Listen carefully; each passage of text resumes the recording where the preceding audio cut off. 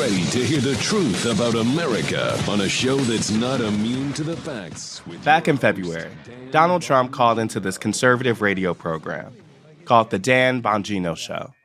President Donald J. Trump. President Trump, welcome back to the show. It's always good to have you, my friend. How are you? Well, thank you, Dan, very much. And for lack of a better term, he threw down the gauntlet. I don't think he's going to run. But I'd like to call for immediately debates. I'd like to debate him now because we should debate. Challenging President Joe Biden to debate him, even though Trump had skipped the GOP primary debates. Oh, wow. Look at that. I also said, we're breaking news, Mr. President. Donald J. Trump calls for debates against Joe Biden. I mean, that's great. So we can breaking talk some about news these here. problems, Dan, and get him to change his ways. But I am officially doing that. I also... Eventually, Biden accepted, and he even upped the ante, with the campaign pushing to schedule the matchup earlier than most people expected. As in tonight, at the CNN studio in Atlanta. And while we can't know exactly what will happen on stage, we've seen the show before. Bitter insults, a constant blame game, and more than anything, a political spectacle that's often judged on the optics more than the substance. But considering both candidates are offering radically different visions for the country, it's hard to imagine an election where the substance matters more. So today, there's no buzzer, no mic muting, and instead, just the policy. I call four of my colleagues to talk about what the candidates are actually promising for a second term on some of the issues Americans care the most about. From the New York Times, I'm Ested Herndon. This is The Run-Up.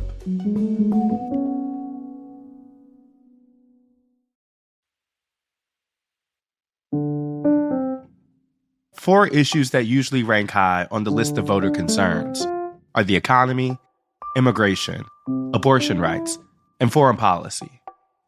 And that's where I wanted to focus. Bidenomics is about building an economy from the middle out, the bottom up, not the top down. The minute crooked Joe Biden shuffles out the door, I will rapidly rebuild the greatest economy in the history of the world. Look, we had the greatest economy in history. Starting with the economy. I'm Jim Tankersley. I cover economic policy at the White House for The Times in Washington. So I called my colleague Jim Tankersley. Okay, I wanted to get a sense of how Trump and Biden differ on the economy in a second. But I think first it would be helpful to get a sense of the big picture. Where has the Biden administration been on economic policy up until this point? Well, I mean, first off, I think that the administration has a very coherent economic strategy. They basically have had to do two things. The first thing was they had a strategy to try to finish the job of recovering from the pandemic recession with a big stimulus bill, which they passed in 2021. And then they've tried to do a whole bunch of bills to kind of increase basically the performance of the domestic economy. And they are certainly frustrated that when we talk about economic policy, we don't lead with those attempts or with the fact that economic growth has been faster under Biden in his first 3 years as president than anyone since Jimmy Carter. That does feel like an important baseline.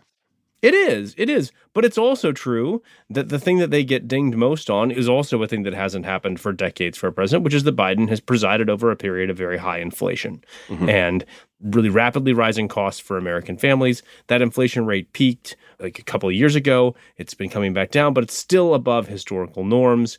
And when the president is like swimming upstream on economic policy, that's the big problem he is fighting against. People have not liked the inflation they've gotten along with his other policies, and it's led them to overlook the other effects of those policies on the job market where unemployment is very low, on GDP growth, even on, people's wages, which are growing, but people are just annoyed at how fast prices are growing at the same time. Yeah, that is the problem, and I think that's a helpful articulation of it. Can you give me a sense of kind of the policy differences that we might understand between Biden and Trump on economic policy? And we wanted to do that based on three key areas: inflation, cost of living, taxes, and jobs. What were the major moves that Biden has done in this term to try to address it? And has he said anything about a possibility of a second term and what he would do differently? Yeah, if you look at what Biden's done, I mean, first off, just to really stipulate this, inflation is the job of the Federal Reserve far and away. But presidents can influence, particularly at times like this, on the margins, inflation. So Biden has mentioned a couple of things that he has really been focused on now, and they're smaller things in the broad scope of prices across the economy, but they're little things that he's trying to do to bring down prices. He is focused really hard on passing and signing legislation to allow the government to negotiate prescription drug prices, to bring down drug prices. He has tried to both just rhetorically go after and then also use some levers of government to go after companies for what he calls corporate greed, excess profit margins. And he's targeted what the White House loves to call junk fees, which are like little cost increases like on concert tickets, airline tickets. And in the second term, I think there's a couple of big things that he has said that he would like to do that could affect inflation. One of them is he wants to raise taxes on people making more than $400,000 a year, but he wants to do so in a way that would reduce the budget deficit. And on balance, that could have some small but marginal effect on bringing down inflation. And then the second thing he wants to do is just kind of do more with his antitrust corporate agenda in a way that the White House argues will help bring prices down. Neither of those are large, but those are sort of the cornerstones of his policies for bringing down price growth, I would say, and are most likely to affect inflation. Can we get to what Trump has said, or particularly on the issue of inflation? We know he has blamed Biden for the current state of prices, but what has he done while in office? And do we have any clues of what Donald Trump would do in regards to inflation if elected in the second term? Yeah, I mean, I think it's really important to note that Trump came to office at a very different economic moment than Biden, right? Inflation had been low for basically this entire century. And that's important because that's one of the reasons why people are so mad about it now is that they just aren't used to it. You know, in the 70s and 80s, people got used to higher inflation. They're not used to it now. So Trump comes in, takes over an economy with low amount of inflation, and then he's able to do some economically stimulative policies, a big tax cut. He calls on the Federal Reserve to get stimulative with their policies too, which they do. And Fed officials have been adamant that they didn't respond to Trump. They just did it because they thought they needed to. But he gets both stimulative monetary policy, stimulative fiscal policy, and that helps to grow the economy. But he's not really that worried about inflation because people are not expecting high inflation, and it stays pretty low until the pandemic. So Trump's biggest argument, I think, for like, I can bring back low inflation is I did it before. But it's a very different economic moment, and I think we should just like start with that knowledge that if you just came in and reran Trump's playbook from 4 years ago, you'd have really different effects, and that could very well happen. He's talked about a thing that Republicans talk about a lot, which is like cutting unspecified government spending. In theory, if you cut a lot of government spending and reduce the deficit by a lot, you could bring down inflation in the same way that you could bring down inflation with tax increases like Biden wants to do. But I think the other big policy that Trump has talked about that would affect prices, if not the actual inflation rate, is tariffs. He wants to put new taxes on imports from all around the world, and particularly on imports from China. And that's just going to raise the cost of those products for people. So in Trump, you have this sort of rhetoric of, I'm going to cut government spending, I'm going to roll back all the terrible Biden things, that's going to solve inflation, and then I can do my own thing. But I don't, that's not really adding up to what I think most economists would call a coherent policy to bring down inflation. And there's a lot of what Trump is talking about that economists say really risks exacerbating more inflation. Let's get to the issue of taxes. What has Joe Biden done, and what does he promise he would do in the second term, specifically when it comes to taxes? So sort of like very counterintuitively, what Biden has done thus far, if you add all of his tax policies up, is slightly cut taxes over the entirety of his administration. But he wants to raise a lot of taxes. That's mostly reflective of the fact that he hasn't been able to get Congress to go along with the trillions of dollars in corporate and high earner tax increases that Biden wants to campaigned for even back in 2020. Absolutely. Yeah. I mean, you know, the big tax debate in this campaign is going to center around the expiration of some tax cuts that Trump signed into law in 2017. And what Biden wants to do is keep and extend the tax cuts for people making less than $400,000 and then allow to expire tax cuts for people earning more than that, and some business tax cuts that are also set to expire. And then on top of that, raise more taxes on the rich and on corporations. And that's sort of his tax reform plan.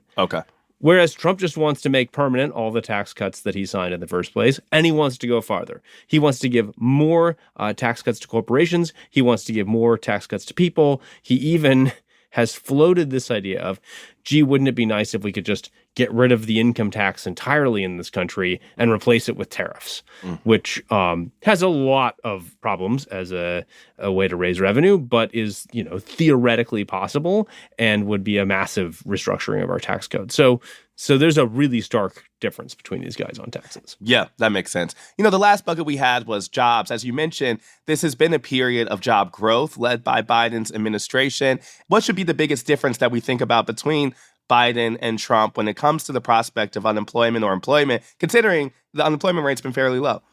I think it's, both these guys are going to talk a big game about jobs. They're both going to talk about their jobs record. Biden has the best jobs record of any modern president, in large part because the recovery from COVID employment was so fast. But even if you exclude that, it's been a very strong record.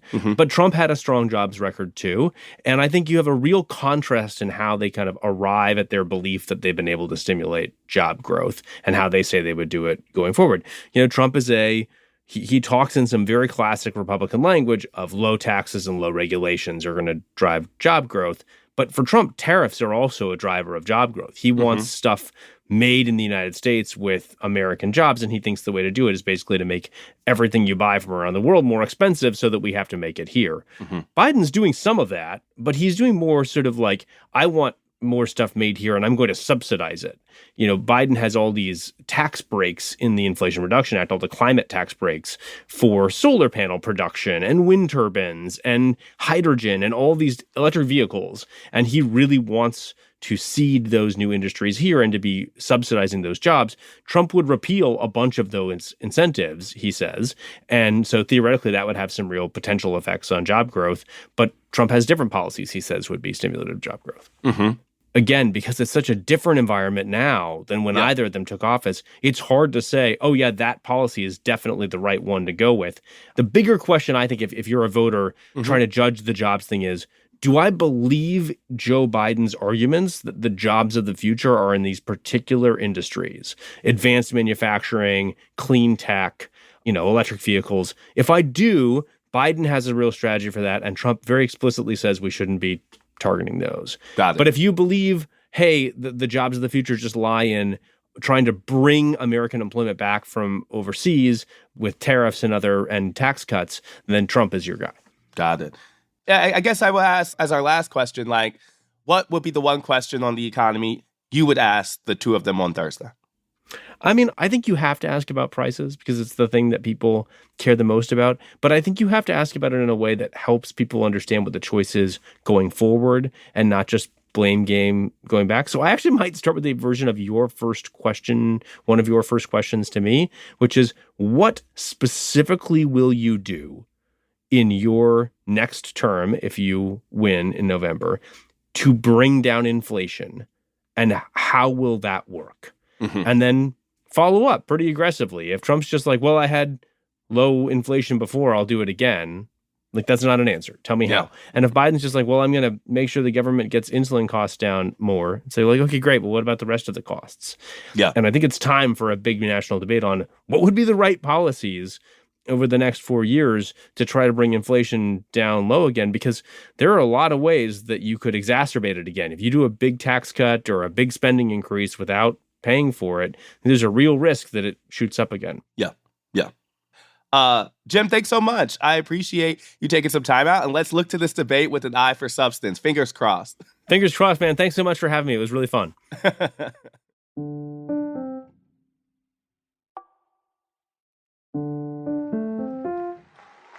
The first and most urgent action when we win will be the sealing of the border, stopping the invasion, drill, baby, drill. Send Joe Biden's illegal aliens back home. We'll do all of those things, and we're going to have to do them fast. 2 weeks ago, I did what Republicans in Congress refused to do. I took action to secure our border. That included restricting unlawful crossings at our southern border, making decisions on asylum more quickly, and so much more. The next issue I wanted to turn to was immigration.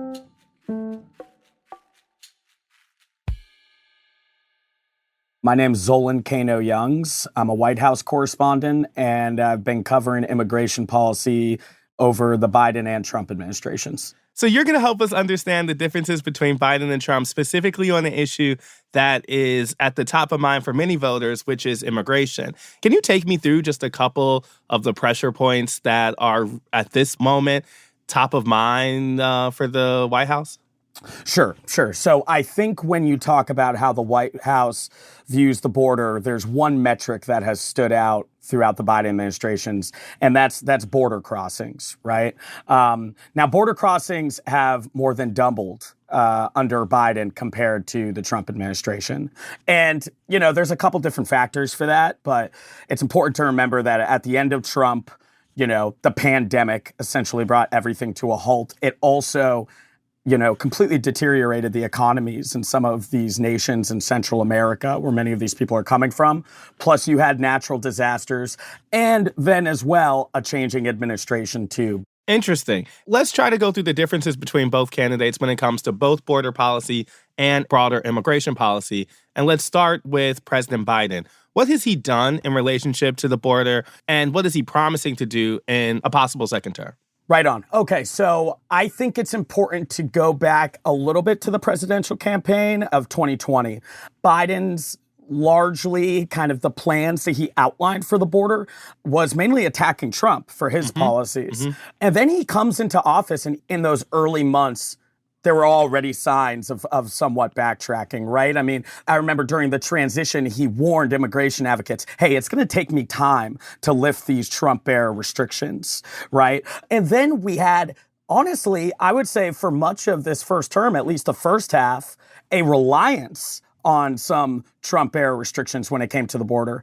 Part of that was because the courts sort of slowed down how much the Biden administration could reform that system. But to simplify this, they were relying on Trump-era restrictions, including a COVID-era rule that essentially sealed the border to migrants. So the Biden administration went from demeaning kind of Trump's policies on the border to embracing some of them. That's right, embracing some of them. I think what makes Biden a little bit complicated at the border is he may be incredibly sort of strict when it comes to sort of traditionally people crossing the border. But he also put forward this policy that allows migrants to apply for an appointment with an immigration officer on a smartphone app. He has also relied on this temporary emergency program, sort of known as parole, to let thousands of people into the country. So on one hand, you've got the restrictive sort of I'm turning people away. But on the other hand, you've got this innovative approach to try and expand some legal pathways. But politics kind of always wins in the end. And recently we did see him issue an executive order after getting derailed or blocked by the Senate and just facing political pressure for years. He did issue an executive order recently that essentially suspended asylum to most migrants at the southwest border, largely mirroring the Trump administration's attempt as well. Is there anything the Biden administration has said of what they would do differently if they're elected to a second term when it comes to the border? It's a little bit unclear as of now, kind of what the plans would be for a second term. I'm going to be honest with you. Right now, the reporting really shows that they are just so focused on trying to neutralize sort of Trump's attacks that Biden is an open border president, which fueled into some of these recent actions. But the one glimpse that we have heard from Biden, even when he signed that recent executive order limiting asylum, he acknowledged that there would be critics in his own party that want to see more actions that support migrants and immigrants. And he did say, give me time, be patient with me. Yes, and to that point, we saw a version of this in the past week with a big announcement from the White House announcing a change in policy that would create a pathway to citizenship for undocumented immigrants who are the spouses of citizens and who've already been in the country for more than 10 years. Sure. So this almost crystallizes Biden's approach to immigration in a way. If you are a migrant who is fleeing persecution or poverty and is trying to cross the border, Biden's essentially telling you that you have to wait. And if you are an undocumented family that has been in the United States for years, working, sending your kid to school, he's essentially saying that you'll be protected for now. And so it's that difference between those coming outside the border and those who have been inside the country for years now. Okay. Well, let's go through Trump. In his first term, what were the specific actions that he took to the border that stick out the most? And what is he promising when it comes to the border in a possible second term? Yep. Okay, so Trump definitely prioritized enforcement, and I would say the main difference with Biden is just was incredibly candid about the use of deterrence and even cruelty at the border as a means for discouraging migrants to cross. I mean, everyone knows about zero tolerance and family separation, but there was a lot of other stuff done in the final 2 years of Trump, even after his family separation policy was lifted. Remain in Mexico might be one of the more consequential policies, essentially forcing migrants to wait in Mexico until they get an appointment in a backlogged immigration court system. When COVID hit, they basically seized on it to institute something called Title 42, which essentially turned migrants away, citing a public health emergency. But this also resulted in them initially dropping off kids who crossed the border alone into Mexico, even if they were from a Central American country, right? That's a major difference from even the way the Biden administration used that rule. So that was term one, essentially. So what has he promised about what he would do differently in the second term? Taking it to the next level completely. Okay. I mean, if you thought it was extreme in term one, I mean, what me and my colleagues have basically heard is it would impose an even more severe level of sort of extreme policies. I mean, one thing that he talked about doing in term one was citing the Insurrection Act to basically have the military police the border. That's something that they are planning already, and his aides have been very kind of candid about. He has, talked about reinstituting a lot of the policies from term one, including that COVID era rule, but almost in a more permanent way by not citing COVID, but by citing other diseases such as tuberculosis or what have you, even though there's still a lack of data or evidence that most of the migrants crossing are sick. So we're talking about a policy of escalation from Trump that would continue what we saw in the first term, but even kick it up to a different level. What's the biggest difference between Biden and Trump looking forward when it comes to the broader immigration system? Yeah, so I think one thing that sometimes gets lost about Trump is, even though a lot of the rhetoric was about the border and illegal immigration, he also limited and made attempts to limit legal immigration. Yeah, this is super important. Yeah. Like, one thing that I think that the reporting shows is you would see a return to extreme vetting. People essentially go into an embassy and going through a process to try and get a visa to the United States. Trump imposed a bunch of extreme vetting, from the smallest detail to just sprawling sort of policies, right? Maybe if you left an answer blank on an application, that might mean that you need to start over now. And you need to basically provide more paperwork and background that some people fleeing difficult situations in certain countries may not have. Extreme vetting, critics would say, resulted in an exacerbated backlog of the overall system. Biden, when he came into office, lifted those extreme vetting policies. He lifted other policies, including one that basically said if you were an immigrant likely to use government assistance programs, think like food stamps, for example, you could have your green card blocked. And make no mistake, the system's still incredibly backlogged now. Democrats and Republicans would say that it's, still broken, but there were some of those restrictions that were lifted under Biden. You asked me about also what it would look like in term two for Trump. Once again, it may not surprise you, going to the next level in terms of restrictions here. That extreme vetting would be back, so it would make it harder for people to apply the quote-unquote legal way or right way. And you would also have a major escalation of deportation strategy. Main difference from Biden to Trump basically directed ICE agents to, in casual terms, go after everybody, right? Don't be limited. If they're undocumented, target them for deportation. Biden instituted guidelines that basically said focus on people with criminal backgrounds. Being undocumented isn't a reason enough for being deported, essentially, or at least having the resources of ICE go after you.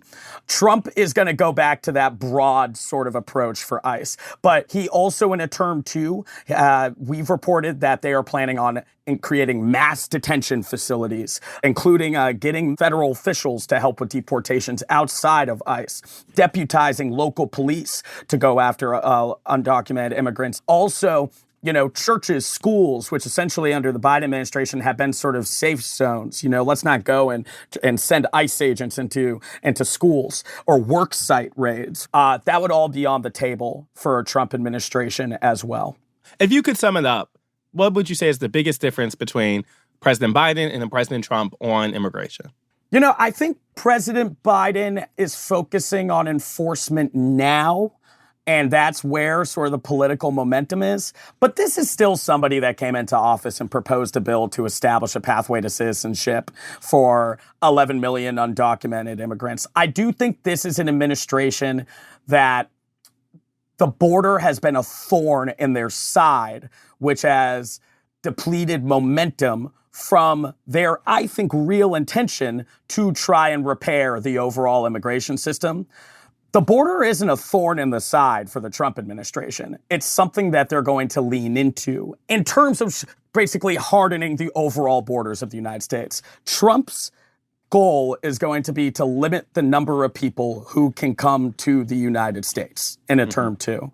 And I think Biden's focus is hardening the southwest border at this time to hopefully build enough momentum to start to make incremental changes to repair the overall system. Thank you so much, Zolan. We appreciate your time, and we know you'll be tracking this, and we'll check in on it again before the election. Right on. Appreciate being here.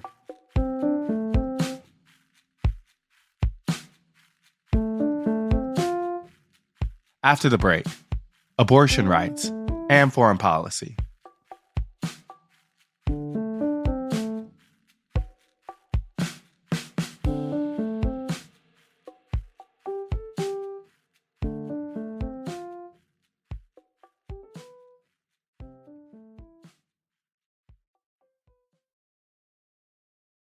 Many people have asked me what my position is on abortion and abortion rights, especially since I was proudly the person responsible for the ending of something that all legal scholars, both sides, wanted and, in fact, demanded be ended.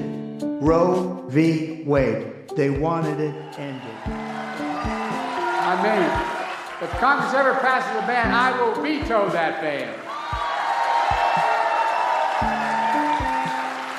Elect a Democratic Congress, Kamala and I will make Roe v. Wade the law of the land again. The next issue I wanted to understand was abortion rights, and specifically what Biden and Trump are both promising in the second term.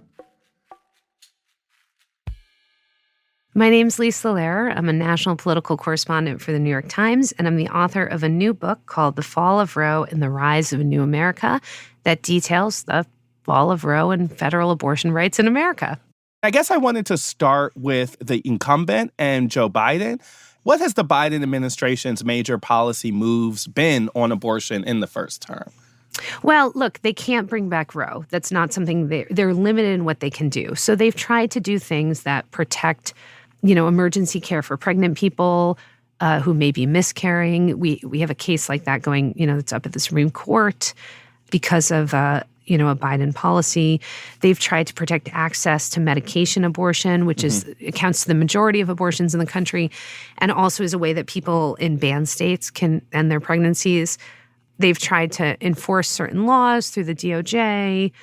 They're coming up with workarounds. Yeah, they're coming up with workarounds, and they're limited. They can't stop these state bans from happening in places controlled by conservative legislatures, and they can't restore Roe. That would take, a bill being passed by Congress. And there isn't even agreement on what that bill should look like. Yeah. So what seemed to be a more potentially fruitful path for Democrats and others who want to expand abortion rights in America is to go through these state referendums and work state by state, which is, of course, the strategy the anti-abortion movement used for many, many decades. So when we think about Biden and his promises on abortion, the thing that we hear him most often say in terms of codifying Roe v. Wade faces some serious political headwinds, to put it lightly. But there is a kind of push from the party at large to think about state referendums like we saw in Arizona or other means of kind of getting around congressional inaction to make this happen. Yeah, and, Vice President Harris has had a lot of meetings with these state legislators to talk about how they can, deal with these bans, or you see some efforts in states like Michigan to protect abortion rights, and not just abortion rights, but go beyond that and protect access to contraception, IVF and fertility treatments. So there are things happening in the states, particularly states led by Democrats, to try to protect and expand abortion rights. Okay, let's flip the coin and go to Donald Trump. A much harder question to ask here is, what is his stance on abortion?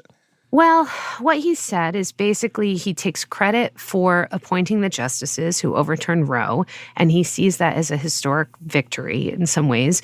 But he also believes that it should be left to the states. He has said that if a 15-week federal ban reached his desk, he would veto it. He's promised to protect IVF and fertility treatments. But he's been a little shaky on some of the other specifics, things like medication abortion, and whether states could track the pregnancies or prosecute women who have abortions in places where it's banned. He's sort of given conflicting answers on those topics.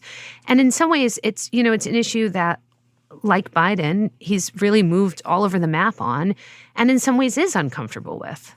Mm-hmm. How should we go about what to trust on Donald Trump's beliefs with abortion? How much power would the anti-abortion wing have in a Trump second term? It's really hard to say, but, I think we can anticipate that they would have a fair amount of power. Many of the people who remain close to Donald Trump have been very strong opponents of abortion throughout their careers. They had prominent positions in the first Trump administration. If there was a second Trump administration, they could be put in spots at the Department of Justice or HHS where they could enforce fairly restrictive laws on the procedure. And, there's sort of ways that they can effectively create a federal abortion ban without having to go through Congress. What do you mean? Well, they can enforce the Comstock Act, which would ban the mailing of medication abortion, and even potentially tools used like speculums or tools used in abortion. And if that were to be enforced, that could end up being sort of a de facto federal ban in a way. We don't know if they'll do that. We've heard conflicting signals from people who have advised conservatives and Trump on policy. So, it's hard to say exactly how this would shake out. But we do know in the first Trump administration, anti-abortion activists and people with a long history of being involved in that cause had prominent jobs. Now, if Donald Trump wins again, and if he puts those same people in those same kind of positions or gives them even more power, they will be operating in a radically different political environment. Got it. And so that's the wild card here.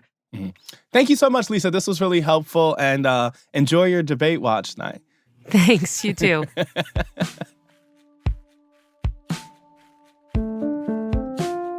Last, America is back. America is back. Diplomacy is back at the center of our foreign policy. we wanted to talk about foreign policy. We will return the world to peace through strength, and it'll happen very quickly. I will revive American strength abroad, and we will restore American strength at home.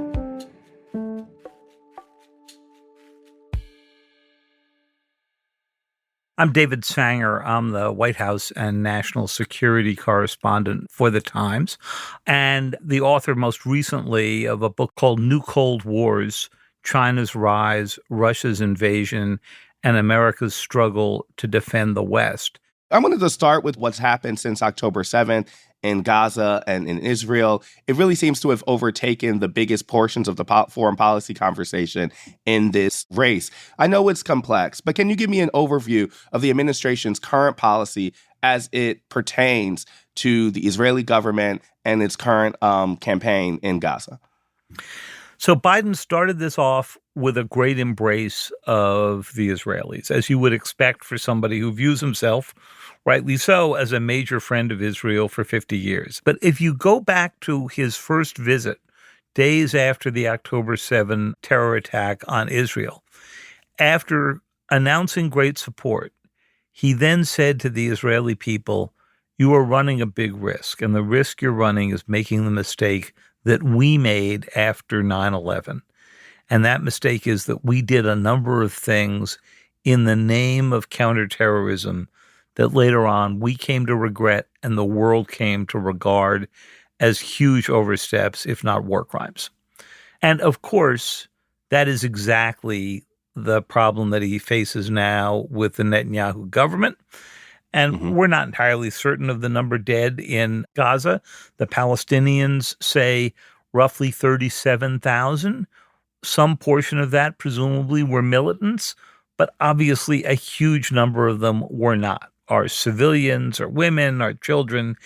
And I think Joe Biden realizes now, by having misjudged the degree of the reaction within his own party, particularly on the left of his own party, that he is being held morally responsible for the fact that U.S. weapons were used in many of those attacks.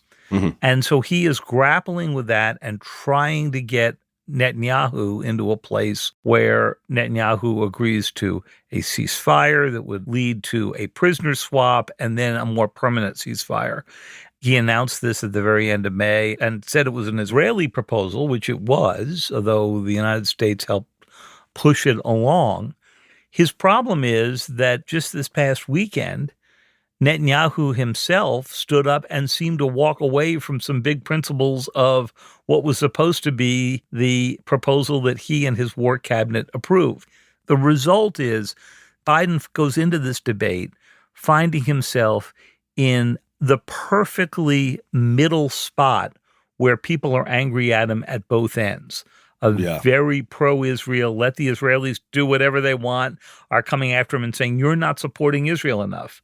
And the left is saying, you're not restraining the Israelis from killing civilians and you have the blood on their hands. As you mentioned, President Biden has kind of increasingly sharpened his criticisms of the Netanyahu government in an attempt to hold them, I guess, more verbally or rhetorically accountable. How successful has it been, considering, you're talking about a walk back just as recently as this weekend? So most of what he was doing with Netanyahu was behind the scenes, because it's very much in Joe Biden's DNA that you work out these kind of agreements, particularly on delicate national security issues, quietly between leaders. He got more and more angry at Netanyahu, and Netanyahu more and more angry at him. It's pretty clear who Netanyahu wants to win in this coming election. Netanyahu wants Donald Trump to be elected president again because it was a very rare day that Donald Trump stood in his way. That's where I'm going next. Yeah. So if that's President Biden's relationship to Israel and Gaza, what do we know about Donald Trump? What has he said? And more importantly, do we know anything about how a potential Trump administration would change their relationship to government or conflict if he were to win in November? Trump has said very little about Gaza. Yeah. He initially hinted that he would be completely behind Netanyahu, but at various moments he has said, well, maybe the Israelis have gone a little bit far. But, he gets away with a huge amount of vague statements. I mean, this is the usual arm waving of the Trump presidency. So we don't know for sure, but what we can work from is what happened during his term in office from 2017 to 2021. Pretty much he allowed Netanyahu to do what he wanted to do, but he also was responsible, mostly through his son-in-law and a team that was working around him, for the Abraham Accords, which began to bring Arab states into a actual recognition and peaceful resolution with the Israelis. Biden was trying to build on that before the October 7th attacks, and still is, by trying to bring in the biggest element of this, which would be Saudi Arabia. So to be clear, though, if you are a voter right now who is upset with the current situation in Gaza and believes that Biden has empowered Netanyahu on an offensive assault that has killed too many Palestinian civilians, there is not evidence that Donald Trump, as president, would curb those actions. In fact, quite to the contrary, he would probably undo the few things that Biden has done in that regard. I was just wanting that to be clear. I mean, it seems like the Netanyahu interest is one that tells all we need to know. I also wanted to talk to you about the policy differences between Biden and Trump when it comes to Ukraine. Obviously, this conflict has engulfed a lot of the political conversation in the lead up to this presidential election year, but it also shows the big differences between the parts of the Republican Party who have pitched isolation and the Democratic Party, who has been some of Ukraine's most ardent and vocal supporters. When we think about the policy differences between Biden and Trump on something like Ukraine and the conflict there, how would you describe it? Well, from the very start of the 2016 campaign, former President Trump made it very clear, including to me and Maggie Haberman during our 2 foreign policy interviews with him, that he did not regard Ukraine as something worthy of American defense. The country was corrupt, he said. He's certainly right about that. He maintained that the Europeans weren't as interested as we were in defending it. That has turned out to be wrong. And he basically said, let the Europeans go deal with it. It's their continent. And this became sort of the heart of America First thinking. Later on, when the invasion happened, his party reacted reflexively to providing funding for pushing back on Russia until a sort of Trump core came to the fore and basically said, this isn't our battle. And that was very much a reflection of Trump thinking. The Biden view, on the other hand, has been the exact opposite. It has been that Ukraine, for all of its flaws, is an emerging democracy, that it's the core of American values that the U.S. stand up for democracies, but also that if the Russians win in Ukraine, they will not stop there. And it will become a threat to NATO countries that we are treaty bound to go and defend. And therefore, if we failed on Ukraine, we would be repeating the mistake we made in the run-up to World War I and the run-up to World War II, where there was a big isolationist movement. The fact of the matter is that at its fundamentals, this is an argument between a Joe Biden who says, if America is not there to fill the vacuums, someone else will. And that someone right now will be the Russians or the Chinese. And a Trump argument that these are not America's battles and we should erect high walls. And if anybody comes after us, we'll just whack them, which is the core of sort of an isolationist view. That is a helpful summary, and it also feels reflective of where both of those individuals and wings of party were at the beginning of the conflict. Have we seen President Biden shift any, considering we've seen some public sentiment shift in the time that it's been going on? So Biden, if anything, has doubled down with one exception. He will not allow Ukraine to join NATO while the war is on, because that would bring American troops directly in. So Biden has had 2 major strategic objectives here. The first one is don't let the Russians win. And the second one is don't get into World War III. And it's the World War III part of it that has led to his hesitation to arm Ukraine with everything it asked for when it asked for it. Because Biden always said, our arms can't be used against Russians on Russian territory, or that will take us down a nuclear escalation path. Yeah. What do we know would be Donald Trump's position on Ukraine if he were to get a second term? For Trump, he has said somewhat vaguely that he would solve this problem in 24 hours. Now, he has never told us how he was going to solve the problem in 24 hours. The only way I can think of solving this issue in 24 hours is calling up Vladimir Putin and saying, okay, you can keep all the lands that you've already taken, which is roughly plus or minus 20% of Ukraine. I think you'll also hear Trump say, well, Vladimir Putin didn't do this kind of invasion of Ukraine while I was president. He respects me too much or fears me too much in order to go do this. And I think that will sound appealing to his supporters. It has very little factual base about why it is that Putin did not invade the majority of Ukraine. He simply wasn't ready to during the Trump years. The last kind of foreign policy bucket that seems likely to come up in this debate is the United States' relationship with China. How would you describe how each one of these figures has positioned their administrations in terms of its relationship to China? And what would you say is the most important thing for the next 4 years in terms of that relationship? Former President Trump thinks almost purely in terms of economics and economic punishment. His favorite thing is tariffs. And so he has said he would put huge tariffs on basically all Chinese goods. Mm-hmm. Biden has gone about something quite different. He has said, look, there are some things we need to keep the Chinese from doing. And that is to stop the Chinese from getting the most high-tech semiconductors, the kind of equipment to make them that would empower them to make military equipment of the highest end type, and to make progress in artificial intelligence, quantum computing, all of that, of which semiconductors, advanced semiconductors, are the core to all of this. Mm-hmm. So I think that what you're going to hear from Biden is he's going to say, I have come up with a way to deprive the Chinese of the most advanced technologies without triggering huge inflation by taxing Chinese goods with big tariffs.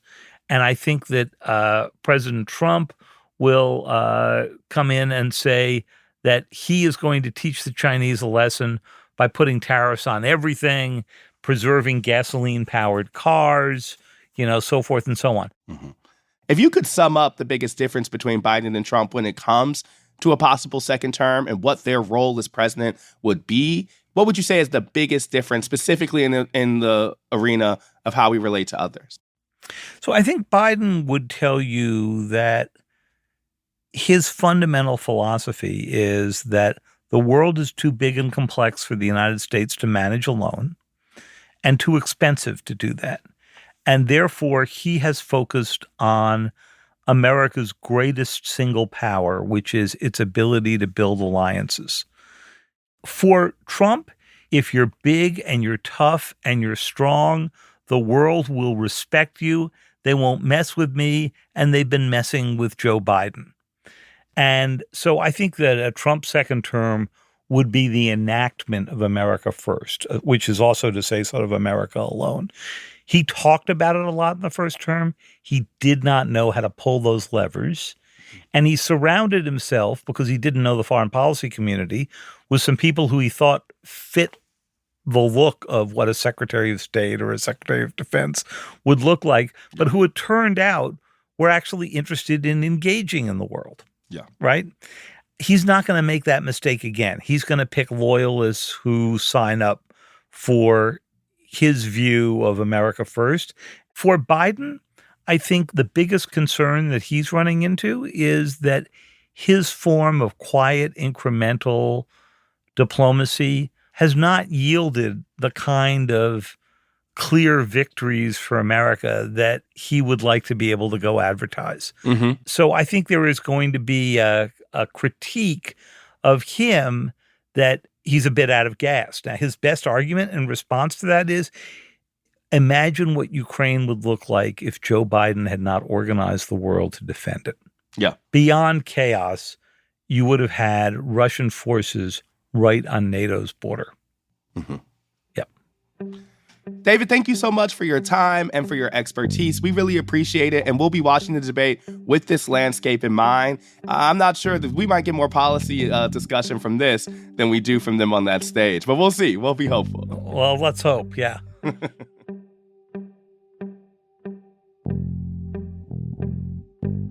Tonight's debate will underscore the massive stakes of this election. Policy-wise, Biden is largely promising more of the same. And Trump threatens to upend everything, from the political system to the immigration system and our relationship with foreign allies. But on the big stage, debates are often judged by how the candidates look and sound. So good policy won't guarantee a win. They'll need a soundbite to present well, and somehow to convince the millions of voters desperate for other options to get excited about the ones they have.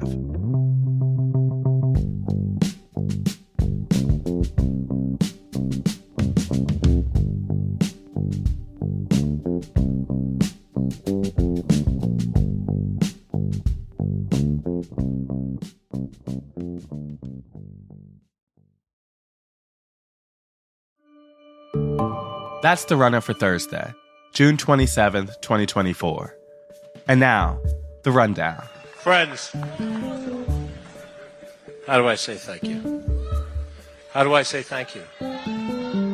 On Tuesday night, in New York's 16th Congressional District, Westchester County Executive George Latimer won one of the most contentious Democratic primary races of the year, defeating incumbent Jamal Bowman. Our opponents, not opponent, may have won this round at this time in this place.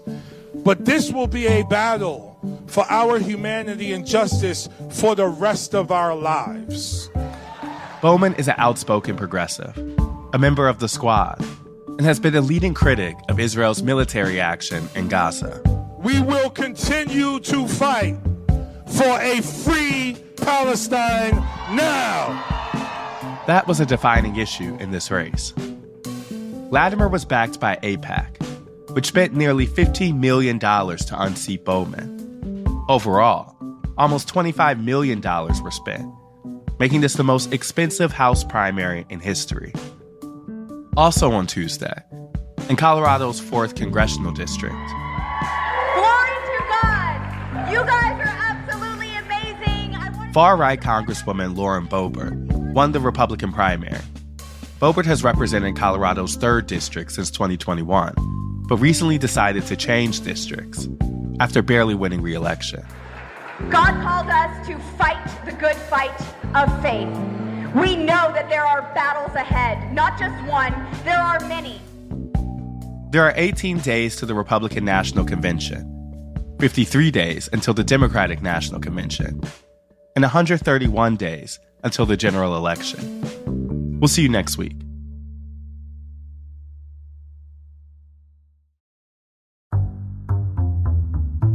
The Run-Up is reported by me, Ested Herndon, and produced by Elisa Gutierrez, Caitlin O'Keefe, and Anna Foley.